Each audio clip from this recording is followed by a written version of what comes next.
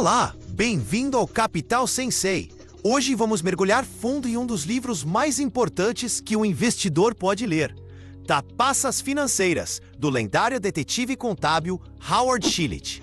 Vamos desvendar os truques sorrateiros que as empresas usam para fazer seu desempenho financeiro parecer melhor do que realmente é.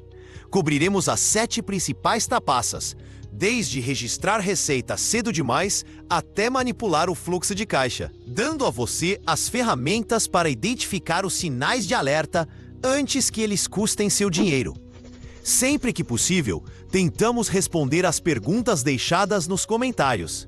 A educação financeira é uma jornada que todos fazemos juntos, e aprender com as experiências uns dos outros é incrivelmente poderoso. Então, por favor, sinta-se à vontade para compartilhar suas próprias histórias, fazer qualquer pergunta que tiver, e vamos construir uma comunidade de investidores mais inteligentes e conscientes. Certo, vamos começar. Imagine que você é um detetive. A cena do crime não é um beco escuro, são as demonstrações financeiras de uma empresa. A demonstração de resultados, o balanço patrimonial e a demonstração do fluxo de caixa. O seu suspeito não é uma pessoa com uma máscara de esqui. É uma equipe de gestão sob imensa pressão. A arma? Não uma faca, mas um conjunto de regras contábeis que podem ser flexionadas, distorcidas e às vezes totalmente violadas. Este é o mundo ao qual Howard Schilling nos convida. Ele está, essencialmente, nos dando um kit de ferramentas de contabilidade forense. A questão fundamental é: por que uma empresa faria isso? A resposta é simples: pressão. Pressão de Wall Street para atingir as estimativas de lucros trimestrais. Pressão para manter o preço da ação elevado. Pressão para garantir um bônus. É como um aluno exemplar que sempre tirou as melhores notas. A pressão para manter esse histórico perfeito pode levá-lo a, digamos, ser um pouco criativo na próxima prova. Para as empresas, essa prova acontece a cada 3 meses e o mercado inteiro está assistindo.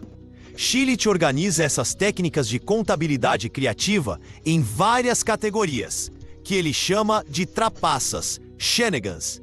Vamos percorrer as 7 mais críticas. Pense nelas como 7 pecados capitais da contabilidade corporativa. Dominá-las mudará para sempre a maneira como você olha para as finanças de uma empresa. Você deixará de ser um leitor passivo de números para se tornar o interrogador ativo deles. A primeira e talvez mais comum trapaça é registrar receitas cedo demais ou de qualidade questionável. Este é um clássico. Uma empresa deve registrar a receita quando ela foi ganha. E quando o recebimento é razoavelmente garantido, isso parece simples. Mas a definição de ganha pode ser esticada como um caramelo morno. Uma empresa pode enviar mercadorias para um distribuidor no final de um trimestre, sabendo perfeitamente que uma grande parte dessas mercadorias será devolvida no próximo trimestre. Mas, para este trimestre, é contabilizado como uma venda. Essa prática tem até um nome: channel stuffing, ou empurrar estoque para o canal. É como uma empresa de bebidas forçando o supermercado a aceitar 10 vezes mais refrigerante do que ele conseguiria vender em dezembro, apenas para que a empresa de bebidas atinja sua meta de vendas anual. O supermercado pode ter um acordo paralelo permitindo a devolução do refrigerante não vendido em janeiro, mas a receita é registrada em dezembro de qualquer maneira. É um castelo de cartas, fazendo o presente parecer ótimo às custas do futuro. Outra forma como essa trapaça se manifesta é com contratos de longo prazo. Imagine que uma empresa de software assina um contrato de 3 anos e 3 milhões de dólares com um cliente. A maneira correta de contabilizar isso é reconhecer 1 milhão de dólares de receita a cada ano. A trapaça? A empresa pode tentar registrar todos os 3 milhões de dólares no primeiro dia, o dia em que o contrato é assinado. De repente, uma empresa que ganhou 1 milhão de dólares parece ter ganhado 3 milhões.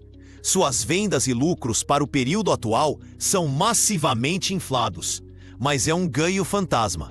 Então, como você identifica isso? Um grande sinal de alerta é quando as contas a receber de uma empresa estão crescendo muito mais rápido do que suas vendas. Contas a receber é o dinheiro que os clientes devem à empresa. Se esse número está inflando, pode significar que a empresa está registrando muitas vendas para clientes que não estão pagando suas contas em dia. Ou talvez nunca pagarão.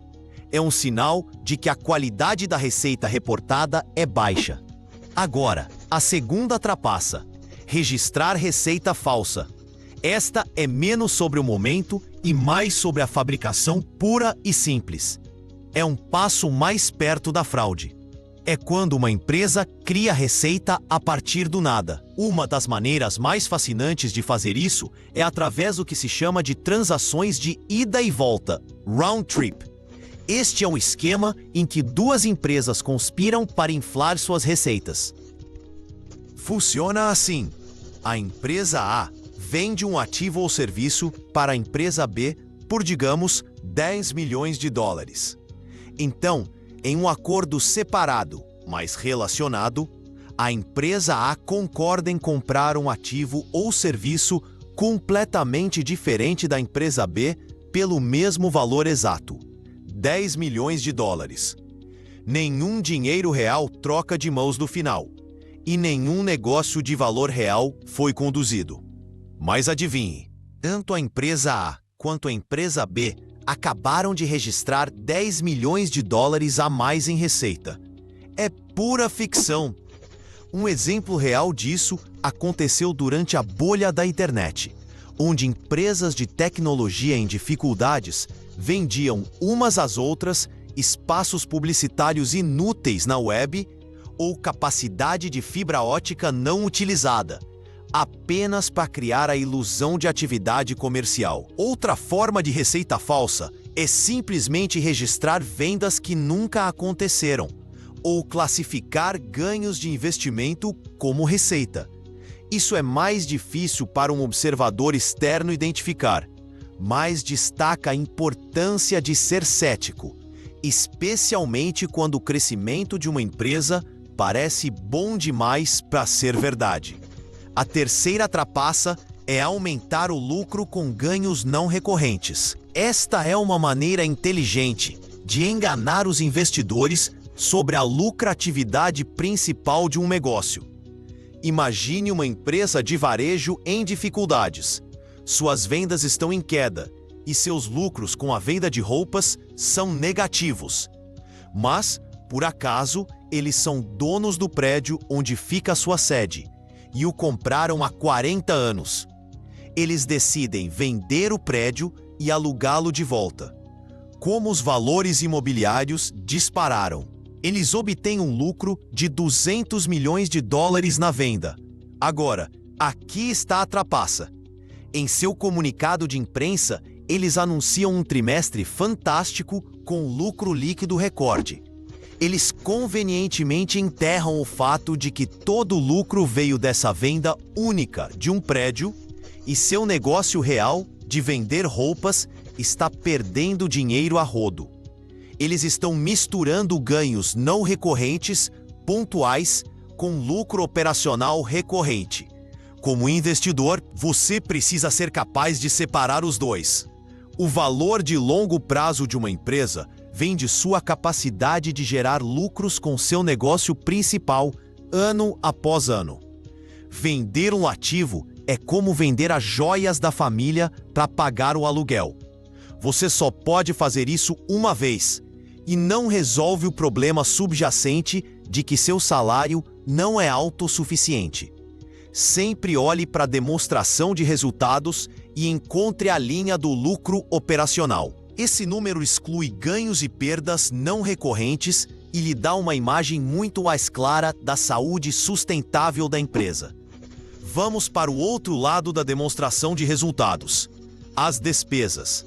A trapaça número 4 é adiar despesas atuais para um período futuro ou anterior. A forma mais famosa de fazer isso é capitalizando custos indevidamente. Eu sei, isso soa como jargão contábil, então vamos simplificar com uma analogia. Imagine que você é dono de uma pizzaria. O custo da farinha, tomates e queijo são claramente despesas. Você os usa para fazer uma pizza, e esse custo é reconhecido imediatamente, reduzindo seu lucro daquele dia. Mas e se você comprar um forno de pizza novinho em folha de $50.000? Esse forno vai durar 10 anos.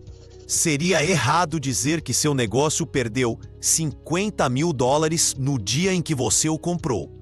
Em vez disso, as regras contábeis permitem que você capitalize esse custo. Você o trata como um ativo e em seguida lança como despesa uma parte de seu valor a cada ano ao longo de sua vida útil.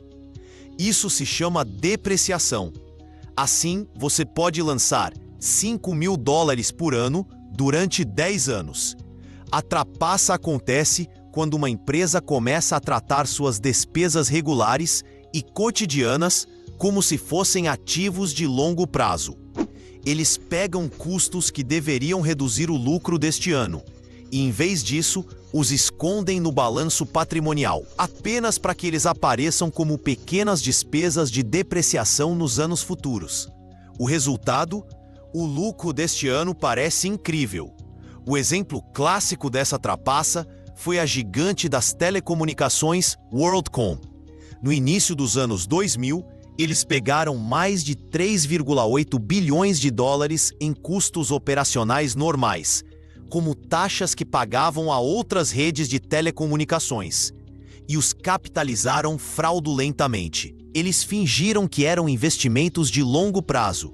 Essa única manobra transformou perdas massivas em enormes lucros reportados, enganando todo o mercado até que a fraude foi descoberta, levando à maior falência da história dos Estados Unidos na época.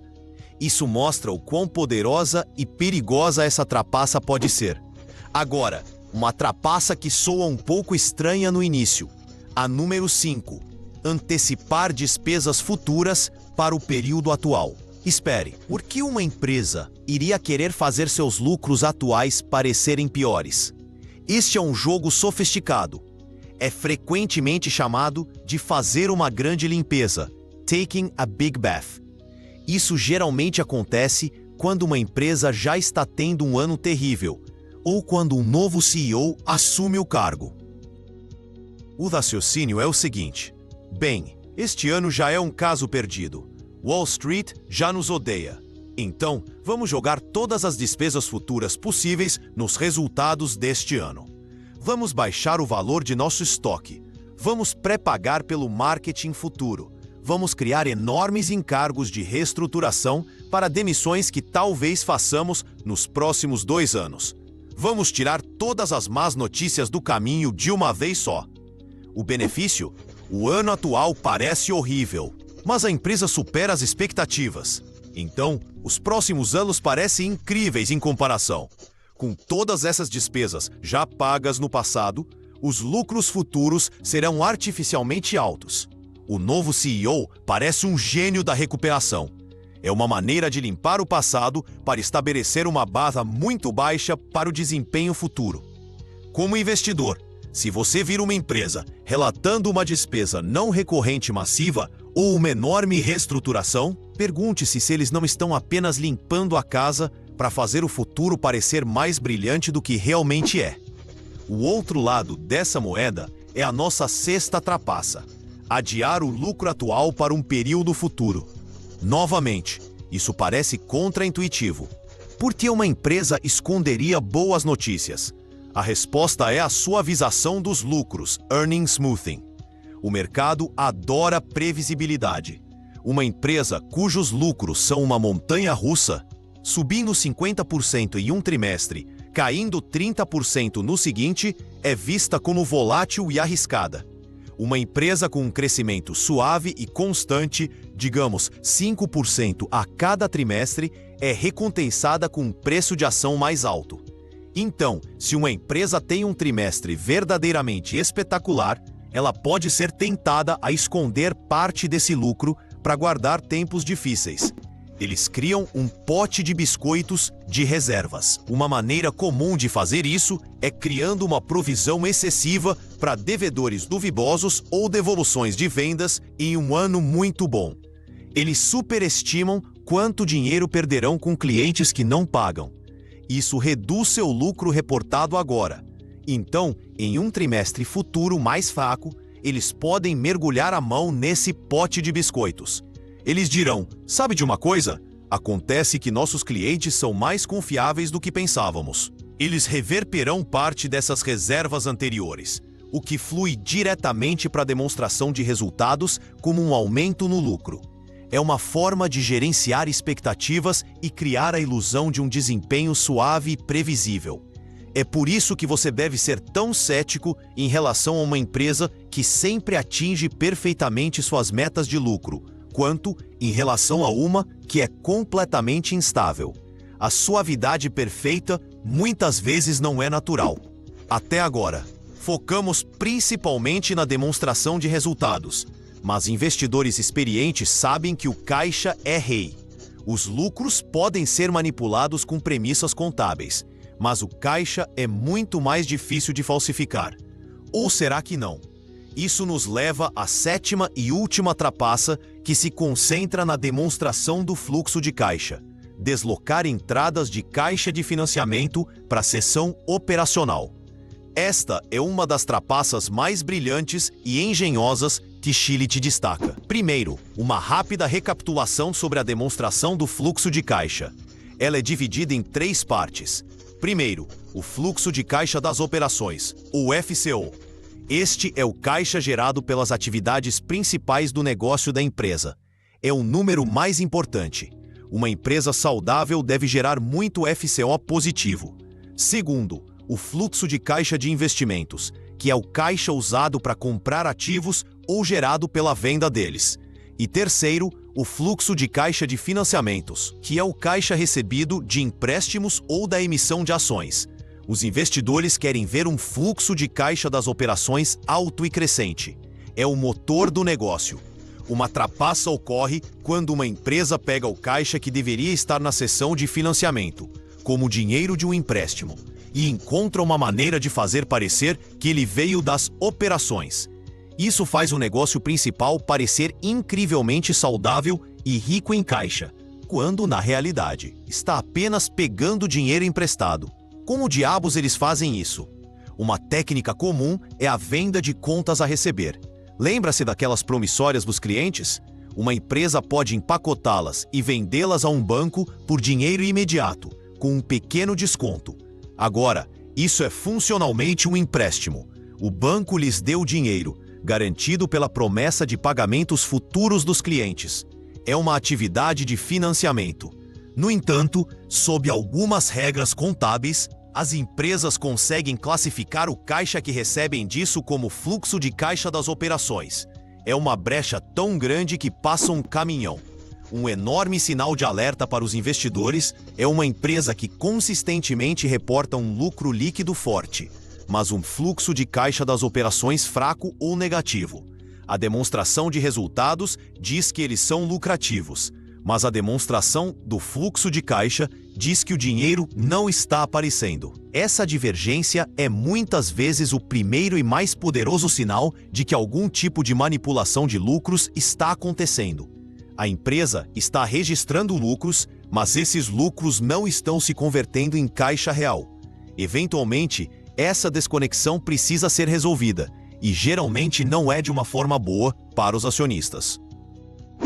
Em edições posteriores de seu livro, Shillith e seus coautores adicionaram mais trapaças, particularmente em torno do uso do que são chamadas de métricas não GAAP. GAAP significa princípios contábeis geralmente aceitos, o livro de regras oficial. Mas as empresas começaram a inventar suas próprias métricas de desempenho, como EBITDA ajustado ou lucros pro forma. O que são elas? São basicamente a versão da empresa de seus lucros, mas com todas as coisas ruins. Retiradas, Uma empresa pode apresentar um número de lucro ajustado que exclui custos de reestruturação, remuneração baseada em ações para seus funcionários e despesas com litígios. Eles estão essencialmente dizendo: aqui está quanto dinheiro teríamos ganhado se não tivéssemos que pagar por todos esses custos muito reais de fazer negócios. É como calcular seu orçamento pessoal, mas decidir excluir o aluguel e a prestação do carro. Claro, isso faz suas economias parecerem ótimas, mas está completamente desconectado da realidade. Quando uma empresa promove fortemente uma métrica não GAAP, que é radicalmente diferente de seu lucro líquido oficial GAAP, você deve ser extremamente cauteloso.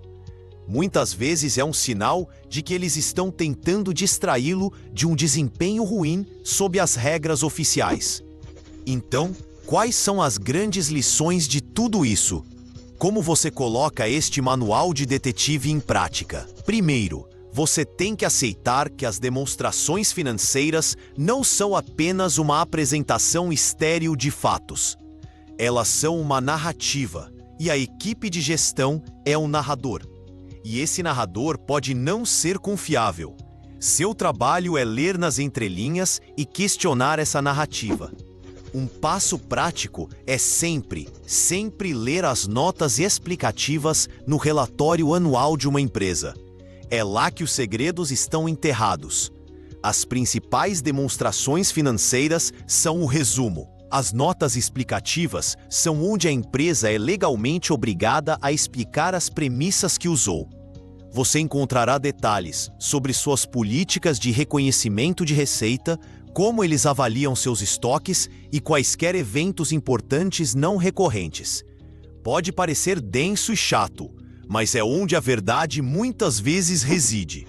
Outra ferramenta incrivelmente poderosa é comparar uma empresa com seus concorrentes diretos. Se uma empresa em um setor de repente tem margens de lucro que são o dobro das de todos os outros, você precisa perguntar por quê. Eles têm um produto novo revolucionário?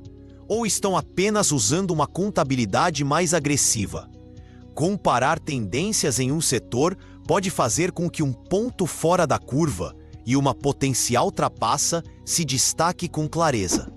Além disso, desconfie de empresas que são compadoras em série, empresas que estão constantemente comprando outras empresas. Fusões e aquisições criam uma enorme complexidade contábil. Elas geram muito goodwill ágil no balanço patrimonial e oferecem inúmeras oportunidades para jogar com despesas e reconhecimento de receita. Embora algumas aquisições sejam estrategicamente brilhantes, um padrão de negociações constantes também pode ser um sinal de uma empresa tentando comprar crescimento e ocultar problemas em seu negócio principal. No final das contas, a lição de Howard Schilling é de um ceticismo saudável. Não se trata de assumir que toda empresa está cometendo fraude. A maioria não está. Mas trata-se de entender as pressões que elas enfrentam e as ferramentas à sua disposição para apresentar um quadro mais róseo. Trata-se de reconhecer a diferença entre lucros de alta qualidade e sustentáveis, lastreados por caixa, e lucros de baixa qualidade e artificiais, construídos sobre uma base de truques contábeis. A sabedoria mais duradoura é a relação entre lucros e fluxo de caixa. Se uma empresa lhe diz que ganhou R$1, você deve ser capaz de encontrar esse real em algum lugar na demonstração do fluxo de caixa. Se o lucro líquido está consistentemente crescendo enquanto o fluxo de caixa operacional está estagnado ou caindo, um alarme alto deve soar em sua cabeça. Essa divergência é a fumaça que geralmente leva ao fogo de um grande desastre financeiro. Aprender a identificar essas trapaças é uma habilidade que leva tempo para ser desenvolvida, mas é uma das habilidades mais valiosas que você pode ter como investidor. Ela protege seu capital de perdas catastróficas e o força a investir apenas em negócios de alta qualidade com gestão transparente e honesta. Ela transforma de um espectador em um verdadeiro analista financeiro, capaz de fazer seus próprios julgamentos em vez de apenas seguir a multidão. Os números contam uma história e, graças ao trabalho de pessoas como Howard Schilling, você agora tem a gramática e o vocabulário para entender o que eles realmente estão dizendo.